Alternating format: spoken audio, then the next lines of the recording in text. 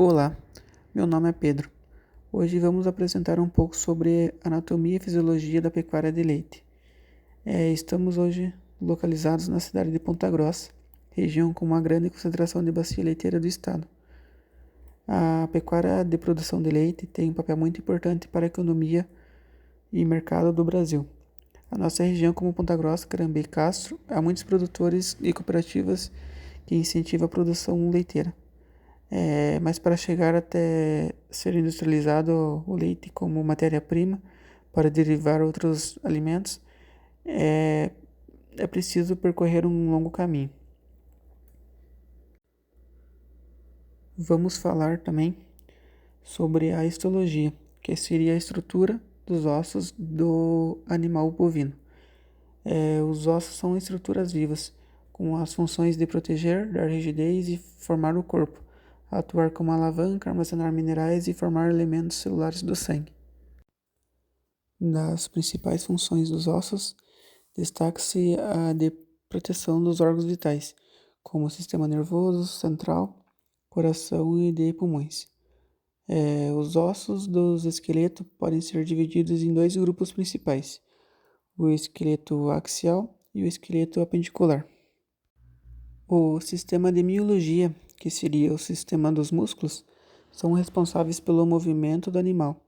Podem ser classificados em três categorias: músculo liso, que constitui uma grande parte de vísceras ocas e vasos sanguíneos; músculo cardíaco, possui células diferentes, com estriações que se ramificam às células vizinhas; e músculos esqueléticos, que possuem longas fibras estriadas, realizando contrações rápidas, vigorosas e atuando de forma voluntária.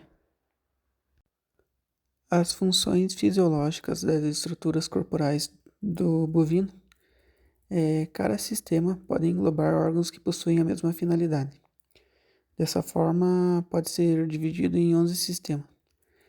O sistema esquelético, composto por ossos e articulações; tegumentar, composto por pele, pelos, unhas e cascos; nervoso, composto pelo sistema nervoso central, que ligação dos cérebros, tronco cerebral e nervos periféricos; sistema cardiovascular, composto pelo coração e vasos sanguíneos; respiratório, pulmões, vias aéreas; digestório, órgãos digestivos; sistema muscular, composto por musculatura lisa e estriada esquelética; endócrino, composto por glândulas endócrinas, adrenais, tireoide; sistema urinário, que seria composto por rim, bexiga, uretra e ureteres; sistema reprodutivo e estruturas reprodutivas masculinas e femininas; órgãos dos sentidos, que referem ao tato, visão, audição. Podemos situar o sistema digestório do bovino, que é uma rede de órgãos de processos que desempenham um papel fundamental na transformação dos alimentos em nutrientes essenciais para o organismo. Os bovinos possuem dentes incisivos na arcada inferior. A pressão do alimento é feita com a língua e o alimento é serrado pelos dentes inferiores.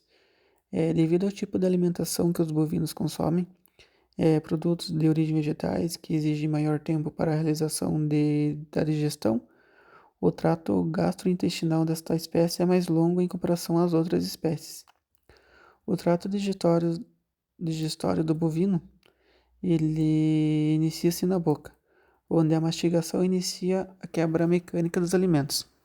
A salivação não apenas ajuda na lubrificação, mas também contém enzimas que começam a decompor os carboidratos e é uma importante fonte de bicarbonato de sódio para promover o tamponamento ruminal, que seria elevar o teor de acidez do estômago e equilibrar o pH do animal.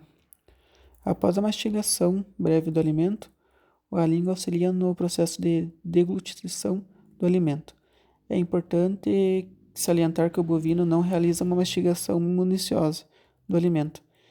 Ele deglute um bolo alimentar com partículas grosseiras e grandes, e no estômago a quebra dos alimentos são realizadas pelas bactérias que colonizam esse compartimento. Este alimento segue pelo esôfago do animal, que é um tubo muscular que serve de passagem do ingerido até o estômago. Dessa forma, o alimento chega ao rumen. O ruminante ele possui três pré-estômagos, que seria o rumen, o rechículo e o maço. Já o estômago verdadeiro é chamado de o bimaço, que faz a liberação de enzimas digestivas.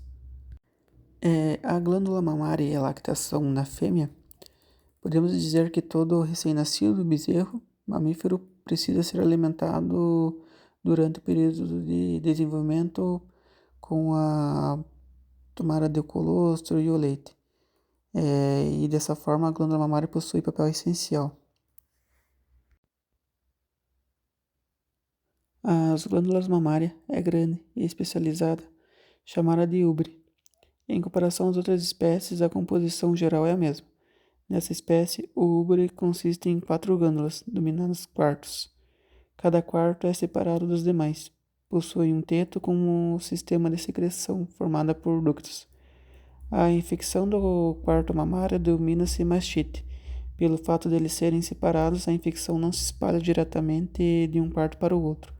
Isso ocorre quando erros de manejo são cometidos, como utilizar o mesmo papel ou pano contaminado em um teto sadio. A disseminação de mastite pode ocorrer a nível sistêmico, no corpo todo, através de corrente sanguínea e sim são chamadas de mastite ambiental. Mas também podem ser consideradas mastite clínicas, aquelas que não apresentam nenhuma visão ao olho.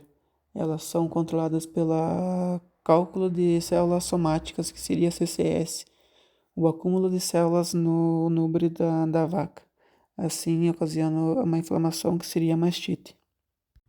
As estruturas que secretam leite são chamadas de alvéolos. Cada alvéolo é um arranjo de células minúsculas em forma de saco que libera o leite por um tubo igualmente minúsculo chamado de ducto alveolar.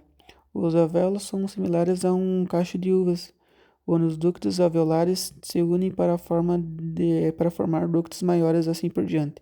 O leite fica acumulado na cavidade da glândula e na cavidade do teto, até o momento da extração. Para que o leite fique armazenado na ponta do teto, há uma estrutura chamada de ducto papilar, que juntamente com o esfíncter muscular mantém o mesmo fechado na maior parte do tempo. O crescimento físico e o desenvolvimento das glândulas mamárias ocorrem na puberdade.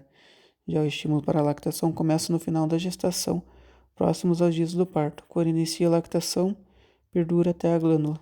Se esvaziada regularmente, seja pela amamentação ou ordenha, o estímulo físico regula e envia impulsos nervosos ao cérebro, secretando assim hormônios que mantêm a lactação ativa. A falta de estímulos físicos e hormonais associados ao aumento na pressão da glândula pelo acúmulo do leite faz com que a lactação reduza gradualmente. Dessa forma ocorre a evolução da glândula mamária. Em grandes produções é comum ser